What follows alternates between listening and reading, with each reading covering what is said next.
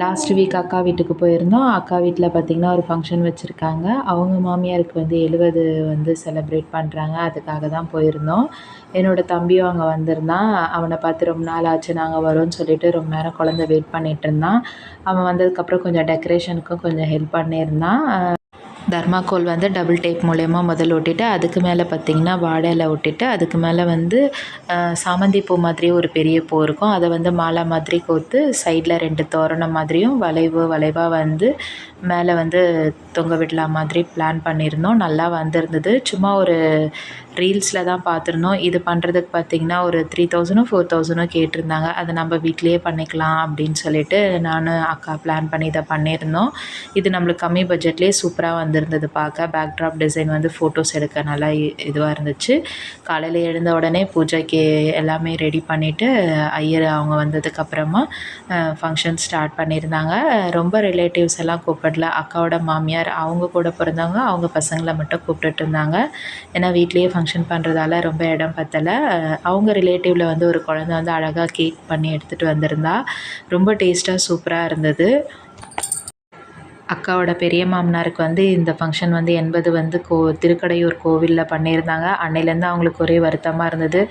மாமனார் இருந்தால் நானும் இதை பண்ணியிருப்பேன்னு சொல்லிவிட்டு அவங்க ரொம்பவே ஆசையாக இருந்தாங்க.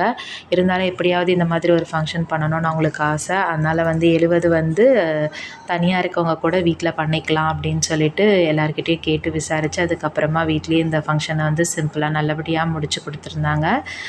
அவங்க அத்தைக்கும் வந்து ரொம்ப சந்தோஷமாக இருந்தது இதை பண்ணது. அவங்க இதை வந்து எதிர்பார்க்கவே இல்லை. அக்கா திடீர்னு பிளான் பண்ணி இதை பண்ணியே ஆகணும்னு சொல்லிட்டு பண்ணியிருக்காங்க.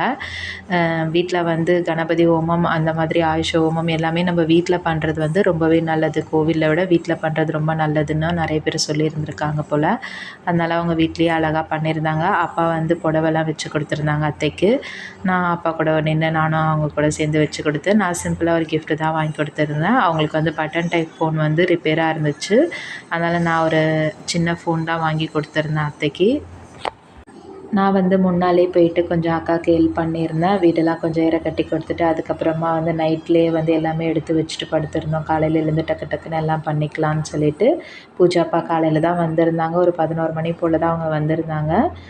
பூஜை பார்த்திங்கன்னா ஒரு 9 மணிக்கெலாம் ஸ்டார்ட் பண்ணிட்டாங்க. ஆனால் வந்து நிறைய நேரம் பூஜை பண்ணியிருந்தாங்க. அந்த ஹோமம் வந்து ஒரு 2 மணி நேரத்துக்கு மேலவே அதை பண்ணியிருந்தாங்க. ரொம்ப நல்லா பண்ணியிருந்தாங்க. இந்த 3 பேர் வந்து என்ன பண்ண போகிறாங்கன்னு நினச்சிருந்தேன். ஆனால் 3 பேர் ஒன்று ஏதாவது ஒன்று பண்ணிக்கிட்டே இருந்தாங்க. அந்த பாசிட்டிவ் வைப்ரேஷன் நல்லா இருந்துச்சு அதை பண்ணுறத பார்க்கும்போதே. அதேபோல் வெளியில் வாசல்லையே வந்து அத்தைக்கு வந்து அந்த சொம்பில் தண்ணி ஊற்றி விட்டு இருந்தாங்க. நம்ம வீட்டு வாசல்லையே அதை அழகாக பண்ணி முடிச்சிட்டோம். பக்கத்தில் வந்து ஒரு ஆண்டி வந்து ரொம்ப ஹெல்ப் பண்ணியிருந்தாங்க. அவங்க வீட்டில் வந்து சாப்பாடு போடுறதுக்கெலாம் கொஞ்சம் இடம் கொடுத்து கொஞ்சம் ஹெல்ப் பண்ணியிருந்தாங்க. ஏன்னா வாசல்லாம் நல்லா ஈரமாகிடுச்சு. சாப்பாடு வந்து வெளியில் போட முடியாது, கொசு தொல்லையாக இருந்ததால் பக்கத்தில் அந்த ஆண்டி வீட்டை வந்து கொஞ்சம் யூஸ் பண்ணிக்கிட்டு அவங்க கொஞ்சம் ஹெல்ப் பண்ணியிருந்தாங்க. கேக் வந்து பசங்களை கூப்பிட்டு பக்கத்தில் வச்சு அத்தை வெட்டியிருந்தாங்க. கேக் வெட்டுறதுனா புகழுக்கு ஒரே ஹாப்பி தான். பாட்டி கூட வெட்டிட்டு எல்லோரும் அழகாக ஷேர் பண்ணி சாப்பிட்டு முடிச்சுட்டு நல்லபடியாக வீட்டுக்கு வந்துட்டோம். இந்த வீடியோ உங்களுக்கு பிடிச்சிருந்தா என்னோடய சேனலை சப்ஸ்கிரைப் பண்ணிக்கோங்க.